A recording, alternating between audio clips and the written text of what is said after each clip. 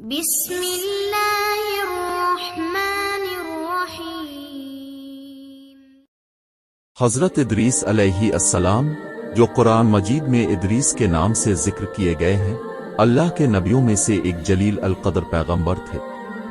ان کا نام قرآن میں 2 جگہوں پر آیا ہے اور ان کے بارے میں اسلام کے علاوہ یہودیت اور عیسائیت میں بھی ذکر ملتا ہے۔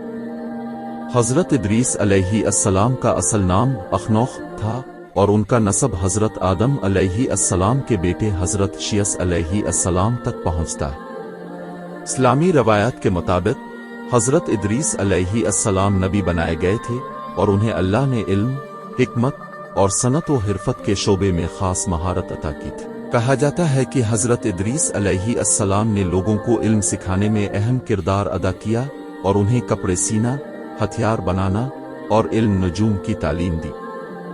حضرت ادریس علیہ السلام کا زمانہ حضرت نوح علیہ السلام سے پہلے کا ہے۔ ان کا زمانہ اس دور سے منسلک ہے جب انسان ابھی بنیادی طور پر قبائلی معاشرت میں زندگی گزار رہا تھا۔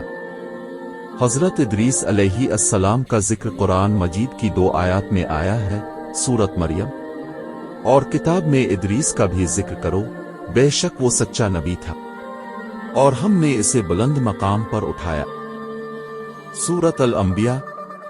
اور اسماعیل اور ادریس اور ذو الکفل سب صبر کرنے والے تھے اور ہم نے انہیں اپنی رحمت میں داخل کیا، بے شک وہ نیکوکاروں میں سے تھے۔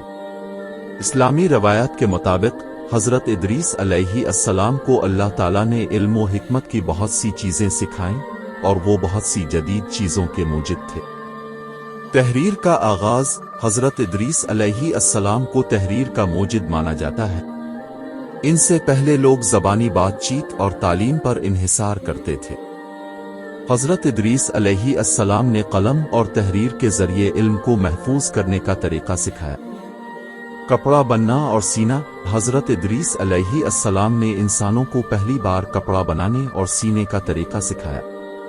اس سے پہلے لوگ جانوروں کی کھالیں پہنا کرتے تھے، لیکن حضرت ادریس علیہ السلام نے کپاس کے دھاگے سے کپڑا بنانے کا طریقہ متعارف کروایا۔ فلکیات اور علم نجوم، حضرت ادریس علیہ السلام کو فلکیات، اسٹرانومی اور علم نجوم کا ماہر بھی کہا جاتا ہے۔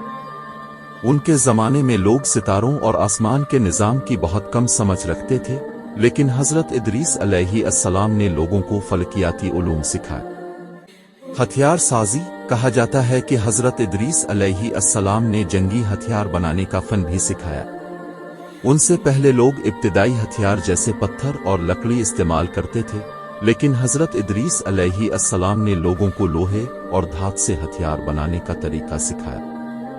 حضرت ادریس علیہ السلام اللہ کے بہت فرما بردار نبی تھے۔ انہیں بہت زیادہ عبادت گزار کہا گیا ہے۔ ان کی عبادت اور اللہ سے محبت کے حوالے سے کئی روایات مشہور ہیں۔ فرشتوں سے دوستی، روایات کے مطابق حضرت ادریس علیہ السلام کی فرشتوں سے بہت قریبی دوستی تھی۔ فرشتے ان کی عبادات اور علم کی وجہ سے ان سے بہت محبت کرتے تھے اور ان کی صحبت میں رہتے تھے۔ عبادت کا شوق، حضرت ادریس علیہ السلام کو عبادت کا بہت شوق تھا۔ ان کی عبادات کا حال یہ تھا کہ دن رات عبادت میں مصروف رہتے اور دنیاوی معاملات سے بہت کم تعلق رکھتے تھے۔ انہیں اللہ کی عبادت اور یاد میں بے پناہ سکون ملتا تھا۔ حضرت ادریس علیہ السلام کا ایک اہم واقعہ ان کا رفع آسمانی یعنی زندہ آسمان پر اٹھا لیا جانا ہے۔ اس بارے میں کئی روایات ہیں۔ فرشتے کے ذریعے آسمان پر اٹھایا جانا۔ ایک مشہور روایت کے مطابق حضرت ادریس علیہ السلام نے ایک فرشتے سے درخواست کی کہ وہ انہیں موت کا ذائقہ چکھنا چاہتے ہیں اور پھر دوبارہ زندہ ہونا چاہتے ہیں تاکہ وہ اللہ کے فضل کو مزید محسوس کر سکیں۔ فرشتے نے ان کی یہ خواہش پوری کی اور انہیں آسمان پر لے گیا۔ چوتھے آسمان پر مقام، حضرت ادریس علیہ السلام کو چوتھے آسمان پر اٹھا لیا گیا تھا۔ اس کے بارے میں حدیث میں بھی ذکر ملتا ہے۔ جب حضرت محمد صلی اللہ علیہ وآلہ وسلم معراج کے سفر پر گئے تو انہوں نے چوتھے آسمان پر حضرت ادریس علیہ السلام سے ملاقات کی۔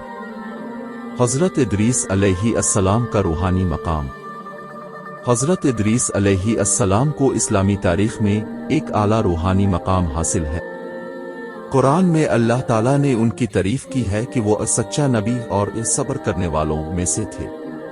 ان کی پوری زندگی اللہ کی رضا کے حصول کے لیے وقف تھی۔ حضرت ادریس علیہ السلام کی امت اور ان کا پیغام۔ حضرت ادریس علیہ السلام کو اللہ تعالیٰ نے اس زمانے کے لوگوں کی ہدایت کے لیے بھیجا تھا۔ ان کا پیغام وہی تھا جو تمام انبیاء کا ہوتا ہے، توحید کا پیغام۔ حضرت ادریس علیہ السلام نے اپنی قوم کو اللہ کی وحدانیت کی طرف بلایا اور انہیں بتوں کی عبادت چھوڑنے کا حکم دیا۔ نیکی اور اخلاق کی تعلیم۔ حضرت ادریس علیہ السلام نے لوگوں کو نیکی، تقوی اور عدل و انصاف کی تعلیم دی۔ علم و حکمت کا فروغ۔ حضرت ادریس علیہ السلام نے علم کو فروغ دیا اور لوگوں کو مختلف ہنر سکھائے۔ حضرت ادریس علیہ السلام کا انتقال۔ حضرت ادریس علیہ السلام کے بارے میں یہ روایات بھی ملتی ہیں کہ وہ مرنے سے پہلے آسمان پر اٹھا لیے گئے اور وہاں اللہ کے حکم سے ہمیشہ زندہ ہیں اور قیامت کے دن زمین پر واپس آئیں گے۔ حضرت ادریس علیہ السلام اسلامی تاریخ اور قرآن میں ایک اہم شخصیت ہیں جنہیں اللہ نے علم و حکمت سے نوازا اور انہیں زندہ آسمان پر اٹھایا گیا۔ وہ پہلے نبی تھے جنہوں نے لوگوں کو علم سکھایا، سنتوں کا آغاز کیا اور صبر و استقامت کی مثال قائم کی۔